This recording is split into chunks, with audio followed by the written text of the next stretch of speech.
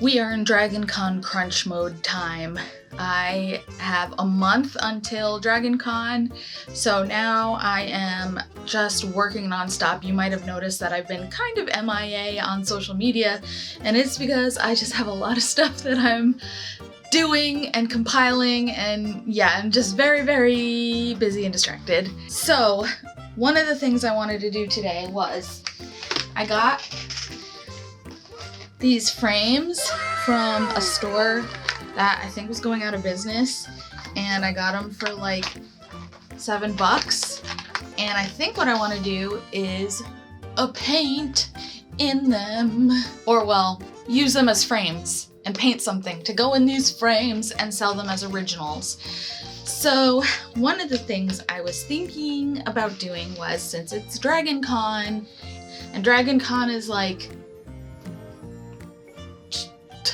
dragons and people like D&D and medieval, and Dragon Con, people like everything at Dragon Con, but I feel like that is a little more of the focus, maybe slightly like D&D or like dragons.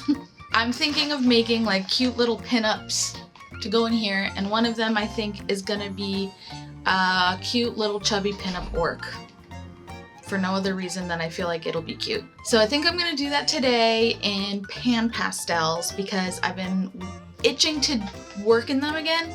So I got a few more colors, and I want to kind of do it in like this type of color style. I think it's technically called like candy cinema, or like the 1970s kind of brilliant colors, Technicolor vibes.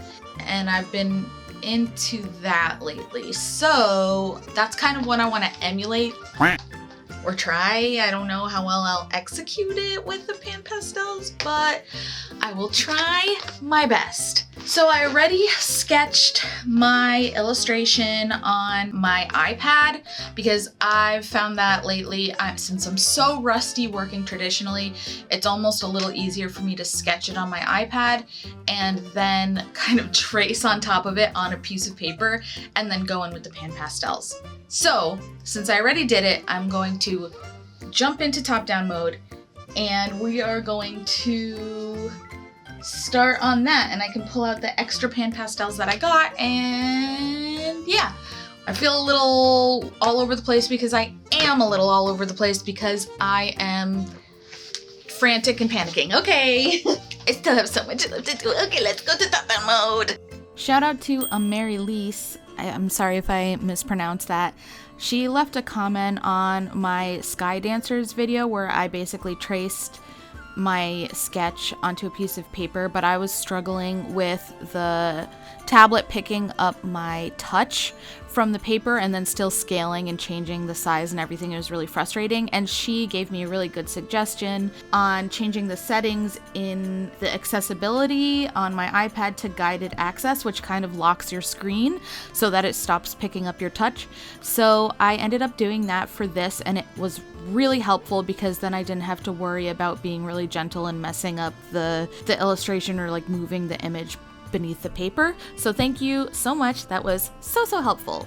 So then I went in with a light gray pencil and just lightly traced the image just so I had some guiding lines to follow, and then I ended up taking it off of my iPad and going in with other colored pencils and defining the features even more.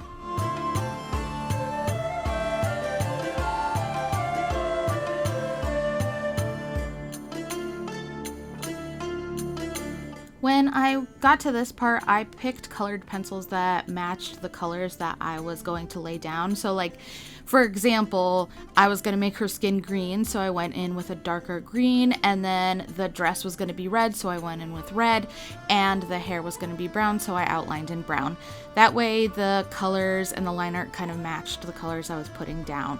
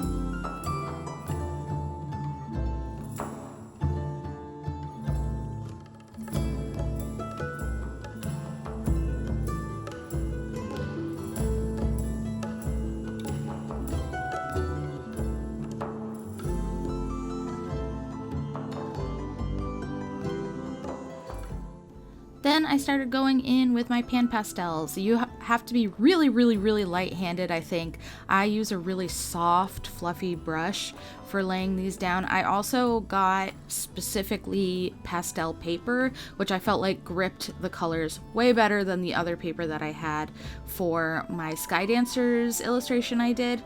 This one really held onto the colors, so I had very, very small, thin brushes because this paper was 4x6 and it was such a small scale, so I had to pull out all of my teeny tiny brushes. You can use like big smudging tools for this if you work on a bigger scale, but because this was so small, I felt like my tiny brushes actually worked really well for this.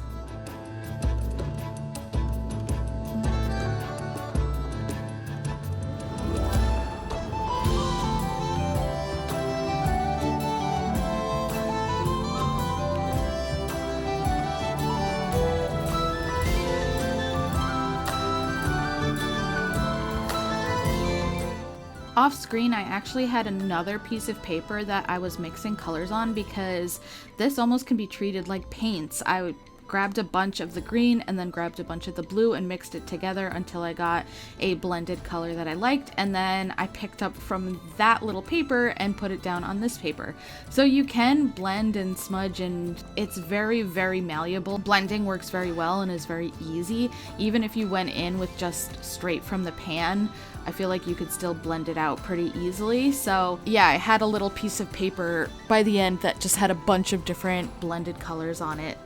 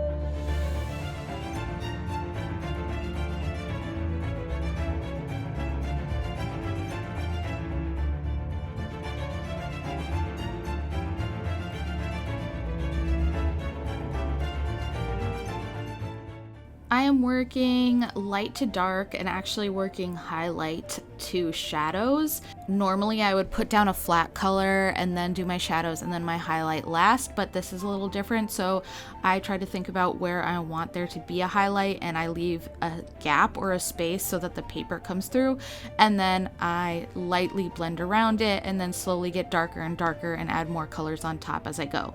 Also, another note for this kind of candy cinema 1970s vibe, I felt like the shadows are very blue based. They're like a very deep blue, and so I wanted to emulate that by pulling in more blues into the shadow. So I have to layer it and go into some bluer greens and then slowly get to more just blue as I go on, and you'll see it kind of progress.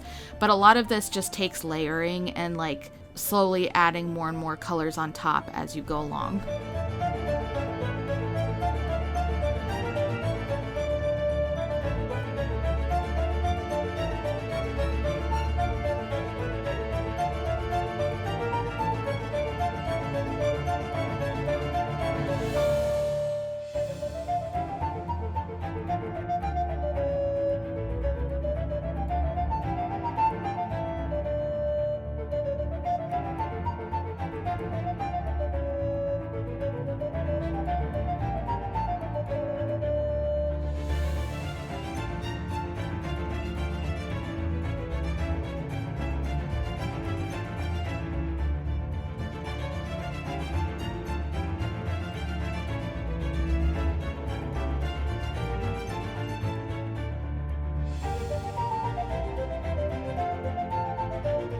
And because the size was so small, I really had to go in with my colored pencils to define certain things because I just really couldn't get the sharpness with the PanPastels. So I went in to define, you know, certain lines and shadows and stuff that I couldn't reach with my little brushes.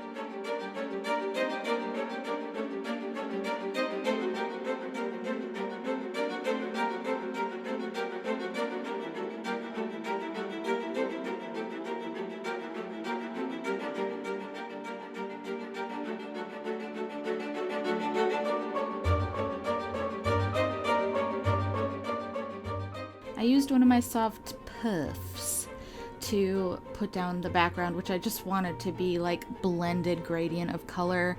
It seemed like they used a lot of gradient blues, so I just did the same thing. I slowly made it lighter as it got closer to the girl and darker as it got closer to the corners, leaving kind of almost like a halo of the original paper color around her.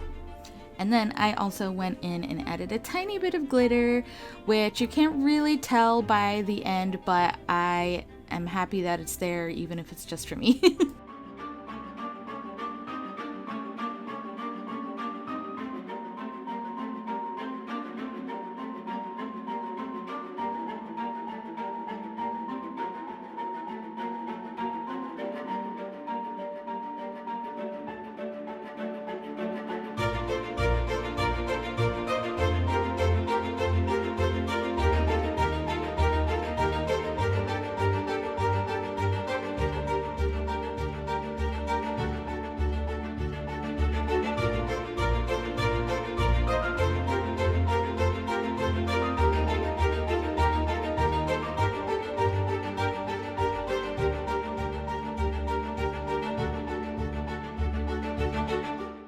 And once the glitter was added, I sprayed it with some sealant, and that's it. So let's move on and look at the final glamour shots.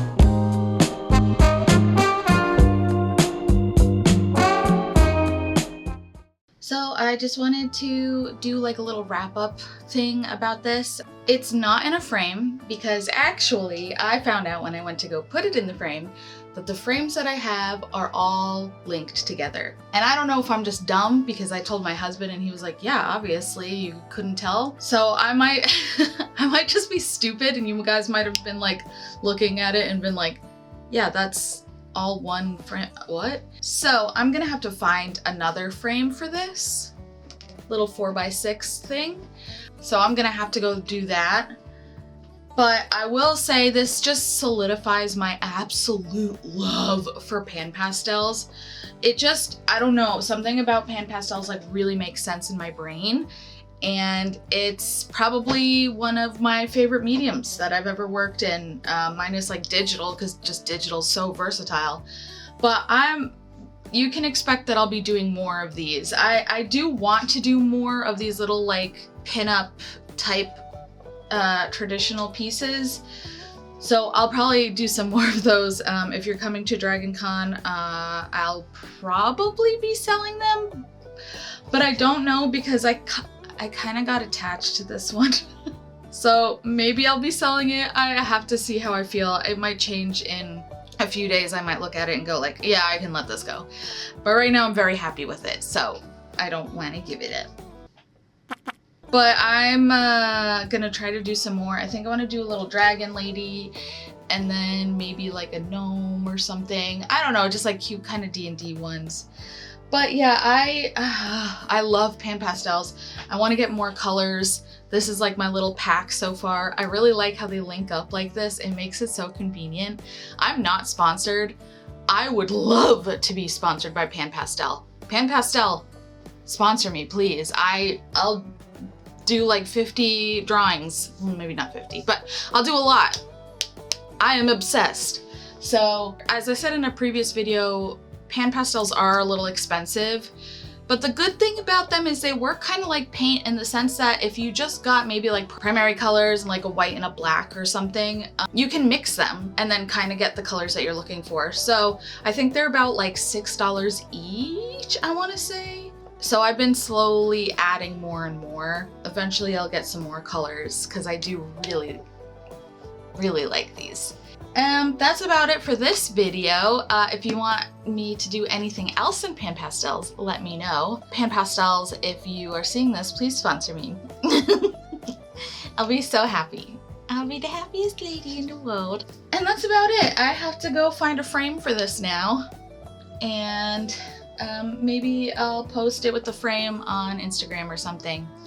I hope that you guys enjoyed this video. Don't forget that I have a monthly sticker club and you can sign up and get new stickers every single month. I send out new designs. This month is gonna be like the alien girls from Christmas, but they're gonna be in their like alien swimsuits.